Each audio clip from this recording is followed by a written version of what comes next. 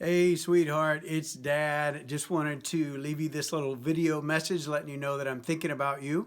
I love you very much and I'm so proud of you. And I wanted to just kind of send you this little video to encourage you, to bless your day. I was thinking about you and just wanted to send you this quick little video.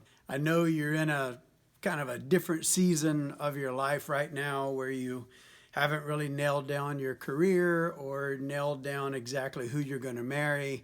Stuff like that comes in time. Just as your dad, you know I've told you this before. There's seasons of life, and right now you're in one. You're kind of in an in between. So as far as the perfect guy goes, you just have to have patience. You got to pray. You got to wait on God, and you got to personally grow during this time. So maybe you're not ready to find the right guy, and that's okay.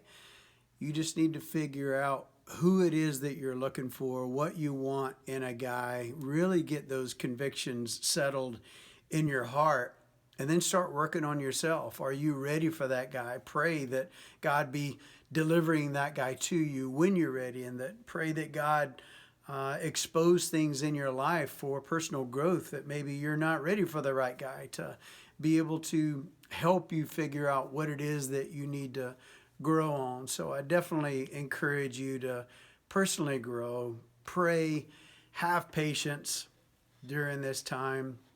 It's okay.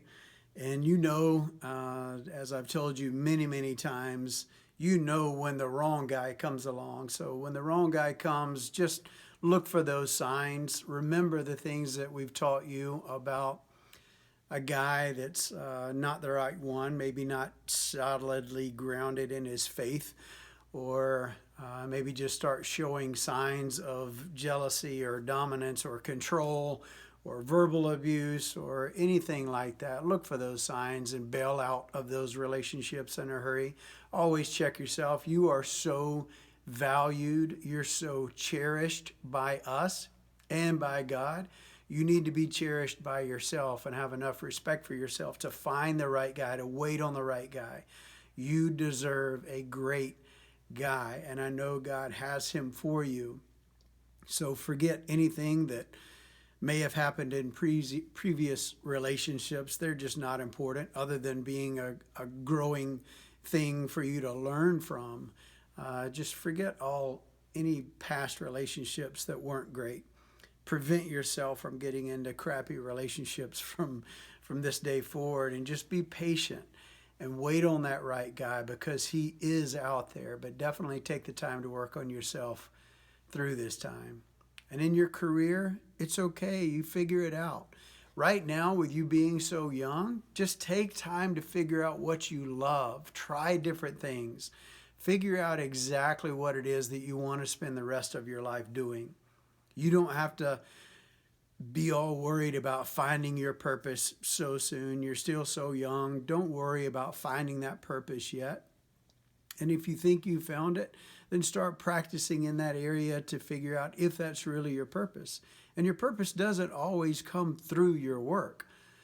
Sometimes your work is not your purpose. Sometimes your work opens the doors for what your purpose is. Maybe it offers the money for you to be able to fulfill your purpose. Maybe through your work you find other people and other relationships that let you express that purpose. So know that Jesus himself didn't really start working on his purpose until he was 30. So think about that. He grew up, as a child and a young adult, and a carpenter with his dad, worked with his dad, Joseph, his earthly father, until he was 30 before he started his ministry. So there's time to figure things out, to figure out exactly what you want to do. Just embrace this time again for personal growth, figuring things out, figuring out what your purpose is. Try different stuff. Maybe you're still mobile right now, that you're not locked down to a city, a town, a state. Just figure out exactly what it is that you want to do and try different stuff. And we are living in some crazy times right now. The political divide between parties is so great right now. So many different political things going on, even in the United States especially, but all over the world. There's just different viewpoints. Do yourself a favor, educate yourself on political matters. Figure that out. Listen to both sides and figure it out. Do your research. Listen to opinions. Listen to ideas. Do your research. Do your studies. And know that when somebody says this is truth or this is a fact-finding message or a fact-finding resource, sometimes they're biased as well. It's very hard to find any unbiased news these days. So do yourself a favor and educate yourself in political matters, both super liberal and super conservative. Figure out what it is that you agree on. Figure out what it is where your heart is, what aligns with your thoughts and your ideas. And then test that against God's word. Always, no matter where you land politically, no matter where you land on social issues, cultural issues, always compare that against God's word. Make sure that your thoughts about it and your passions about anything like that aligns with God's purposes and God's word. You can't go wrong by aligning with His word and using His word as the ultimate test for exactly what it is that you believe. So as you're growing up into a young woman, as you're growing up and you're going to maybe get married one day and have a family one day, you need to figure that out. You need to look at worldly issues and issues within our country and just figure out where you stand and where your passion is and what you believe, what your convictions are. And you do that through listening to both sides and figuring out where you are and then testing that against God's word. Anyway, I didn't mean to turn this into a speech. I just wanted to leave you a video call to let you know I was thinking about you, that I love you very much, that you are on my mind, and I always want the best for you no matter what. So when I give you advice, when I give you tips or points or thoughts to ponder, it's always for your best interest. I want to make sure that you know that I've got your best interest at heart. So I know you might not always agree with what I say or some of the things, or maybe I'm old-fashioned, the old fogey. Maybe I'm the old guy that doesn't really know what's going on in today's culture. Maybe so. But no matter what I tell you, you need to listen to it. You need to pay attention to it. You need to study it and apply it in your life because I do want the best for you. And anything that I tell you is always for the best of you.